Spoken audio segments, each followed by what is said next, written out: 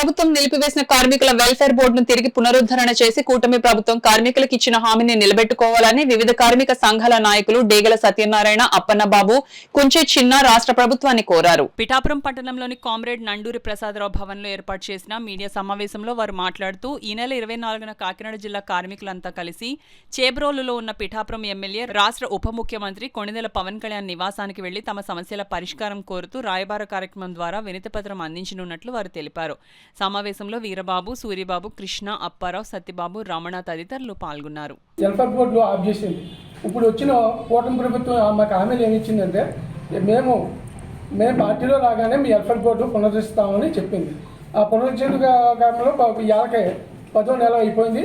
ఈ 10వ నెలలోని దాకా మనకి వెల్ఫేర్ బోర్డు పునరుద్ధరించలేదు. మేము వెల్ఫేర్ బోర్డు గవర్నమెంట్ పునరుద్ధరించాలని 24వ తారీఖున చేబోలు మేము వినపత్రం వినాకి వెళ్తున్నాం పవన్ కళ్యాణ్ ఇంటికి. మేము అధికారంలోకి వచ్చిన వెంటనే వెల్ఫేర్ బోర్డు పునర్నిర్మిస్తామని చెప్పడం జరిగిందండి. అయితే ఇప్పుడు పార్టీ అధికారంలోకి 10 నెలలు కావస్తున్నా కానీ ఒక వెల్ఫేర్ బోర్డు అనేది పునర్నిర్మించడం అయితే జరగలేదండి. మేము ఈ మీడియా సమావేశం ద్వారా పవన్ కళ్యాణ్ గారి దృష్టికి ఈ నెల 24న ఆయన నివాసం వద్దకు వెళ్ళి ఒక వినతి పత్రం అయితే ఇవ్వాలని నిర్ణయించామండి. ఈ యొక్క భవన నిర్మాణ కార్మికులు ఎదుర్కొన్నటువంటి సమస్యలు ఏవైతే ఉన్నాయో ఆ సమస్యలన్నీ తొలగిపోవాలంటే ఈ యొక్క వెల్ఫేర్ బోర్డు పునర్నిర్మించడం ద్వారాగానే యొక్క సమస్యలు అయితే తీరుతాయని మేమైతే అనుకుంటున్నామండి. ఈ యొక్క విషయాన్ని పవన్ కళ్యాణ్ దృష్టికి తీసుకెళ్తాం. ఈ నెల 24న చేబ్రోల్ ద్వారా పవన్ కళ్యాణ్ ఇంటికి వెళ్ళి ఈ యొక్క వినతి పత్రం అయితే ఇవ్వడం జరుగుతుందండి. గతంలో 2 సార్లు వినతి పత్రం ఇచ్చినా కానీ ఎలాంటి ప్రభుత్వం నుంచి ఎలాంటి చలనం లేదండి. దాన్ని ఎవరు పట్టించుకోలేదు. ఈసారైనా సరే పవన్ కళ్యాణ్ గారి దృష్టికి తీసుకెళ్లే విధంగా మేము ప్రయత్నం చేస్తాం. వీళ్ళంతా కూడా వీరి యొక్క మాటలకు నమ్మి వీళ్ళందరికీ కూడా ఓటేయడం జరిగింది. ముఖ్యంగా ఓటేసిన కాలంలో సుమారు 10 నెలలు కావస్తున్నా సరే నేటికి కూడా వీళ్ళ యొక్క సమస్యలు పరిష్కరించలేదు.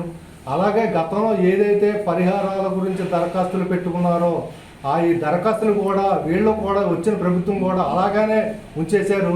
కాబట్టి వీళ్ళు ఏమడుగుతున్నారంటే మాకు కొద్దో గొప్ప ప్రభుత్వం నుంచి వెల్ఫేర్ బోర్డు నుంచి కొంచెం మా పిల్లలకి ఆసరాగా కొన్ని సంక్షేమ పథకాలు వచ్చాయి.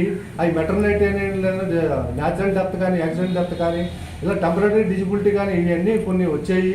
కానీ అవన్నీ రాకుండా పోయింది అని చెప్పేసి ఈ ప్రభుత్వం మీద ఆశించి మేము ఇలాగా చేయడం జరిగింది. కాబట్టి ఈ ప్రభుత్వానికి కూడా భావ్యం కాదని చెప్పేసి పవన్ కళ్యాణ్ గారు నేను అధికారంలోకి వస్తే మీ సమస్యలు పరిష్కరిస్తాం అని చెప్పేసి ఆయన చెప్పడం జరిగింది.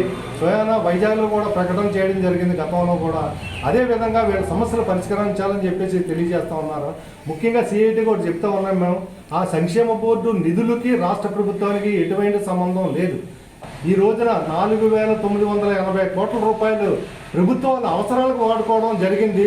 కాబట్టి సుప్రీంకోర్టులో కూడా మేము అందరూ కూడా కలిసి ఒక కేసు వేయడం జరిగింది. అటువంటి సుప్రీంకోర్టు తీర్పును కూడా ప్రభుత్వాలు లెక్క చేయడం లేదు. కాబట్టి మేము ఒకటే చెప్తా ఉన్నాం, వీరి యొక్క సమస్యలు పరిష్కరించండి. 10 నెలలు కావస్తున్నా, లేదంటే గత ప్రభుత్వానికి ఏదైతే గుణపాఠం చెప్పారో అటువంటి చర్యలు మీరు తీసుకోవద్దని చెప్పేసి చెబుతా ఉన్నాం. కాబట్టి బోర్డు పునరుద్ధరణ చేయాలని చెప్పేసి సిఐటిగా డిమాండ్ చేస్తూ ఈ నెల 24వ తారీఖున జిల్లా వ్యాప్తంగా పవన్ కళ్యాణ్ గారి ఇంటికి రాయబార కార్యక్రమాన్ని మేము వెళ్తా ఉన్నాం. పవన్ కళ్యాణ్ గారు ఉన్నా లేకపోయినా ఆయన ఇంటికి మాత్రం మేము చేరుకొని మా యొక్క వీళ్ళ అర్జీని రూపంలో మేము ప్రభుత్వానికి తెలియజేస్తామని చెప్పేసి మీడియా ముఖంగా తెలియజేస్తాం.